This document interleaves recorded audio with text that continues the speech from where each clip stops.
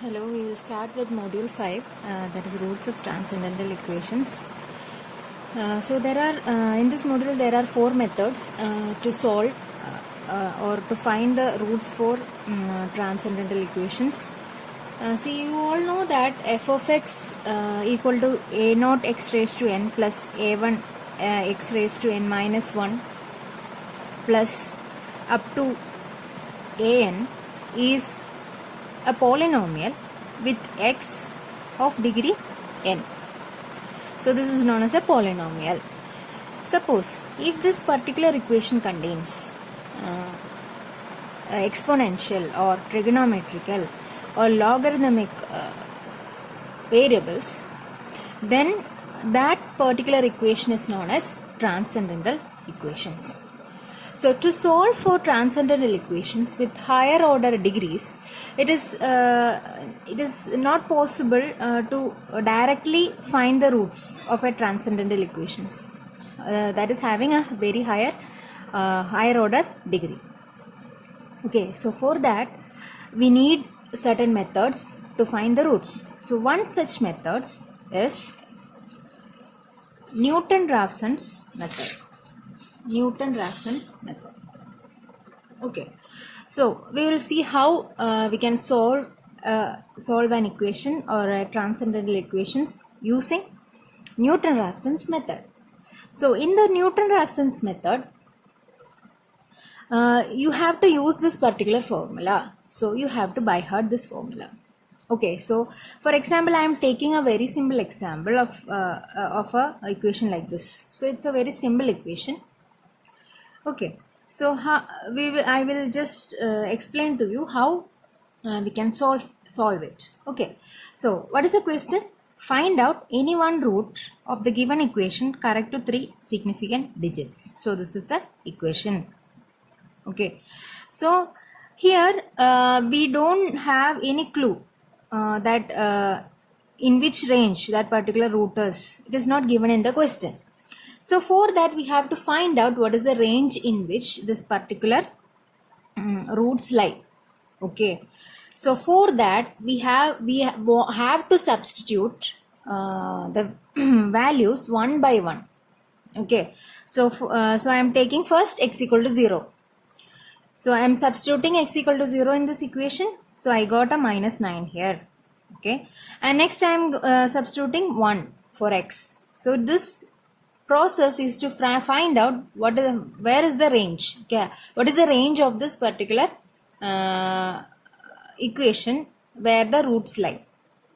Okay, so when x equal to 1, f of x equal to minus 12. Then when I substitute x equal to 2, what is the answer? Again minus 9. So next x equal to 3. So when I substitute x equal to 3, the answer is 6. It is positive 6, isn't it? So whenever the sign changes from negative to positive or positive to negative, whenever the sign changes, our roots lie within this particular range. That is, it lies in between 2 and 3. How? Why? How it is? Because it is minus 9 and the next one is 6. So in between, at some point, some value, this particular f of x will become 0. So that is the equation, isn't it? F of x should be equal to 0. So whenever the sign changes from one point to from one value to the very next value, that is the range. So that range is 2 and 3. Okay, so we found out the range. So it is lying in between 2 and 3. So for that, initially just guessing a value of value x equal to 2.5. Okay, so x equal to 2.5 and I have to substitute this particular value 2.5 where in this particular equation. In this particular equation I have to substitute. So for that what I need a function f of x. Okay, that is f of x n minus 1, and I also need a derivative, first order derivative of the same function here, that is f dash x n minus 1. Okay, so here for substituting x equal to 2.5, I have to find out what is f dash x. Okay, so I am finding out what is d by dx of f of x. So that is 3x square minus 4. Now I am drawing a table with x naught, f of x naught, f dash x naught, x1. Okay, then I just one more column for what is the difference. So what is the error in the where is the error in the new root. Okay, new x1 with x0. Okay, so first I am substituting 2.5. So when I substitute 2.5 here in f of x, okay, f of x, that is now it has become f of x0. So the value is minus 3.3750. Okay, and the same value is substituted in f dash x. So I am getting 14.75. Okay, and how to find out x1? The substitute these values in this equation. So what is the equation now? I want to find out x1, isn't it? x0 value is, so this is now n is 1.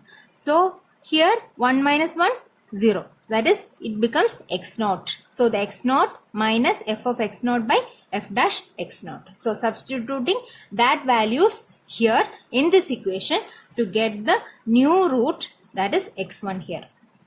Okay, so I am finding out the difference between the new root and the initial value. So what is the error? It is 0.08385.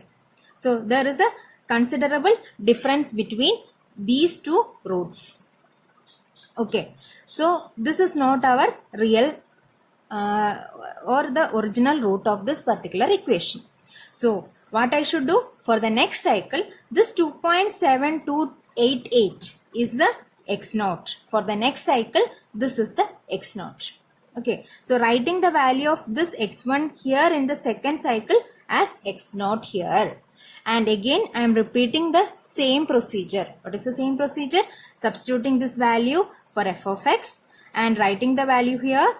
Again, f dash x and writing the value over here. Again, substituting these three values in the above equation, that is this equation, to find out the new root. That is again 2.7067. Okay, so again there is an error. What is the error? 0.00815. Okay, so for the next cycle this becomes the x0. Again finding out all the values. Now the error has changed. When third cycle happened, the error is considerably reduced. And one more time I am running the same procedure just to see what will happen, just to see. Okay, so 2.7065 I am substituting in the f of x and f dash x value to find out the new root. I am repeatedly I am getting the same value here, isn't it? So I have got the original root of this particular equation. So x is equal to 2.7065. So this is how you solve an equation using a Newton-Raphson's method. Hope it is clear.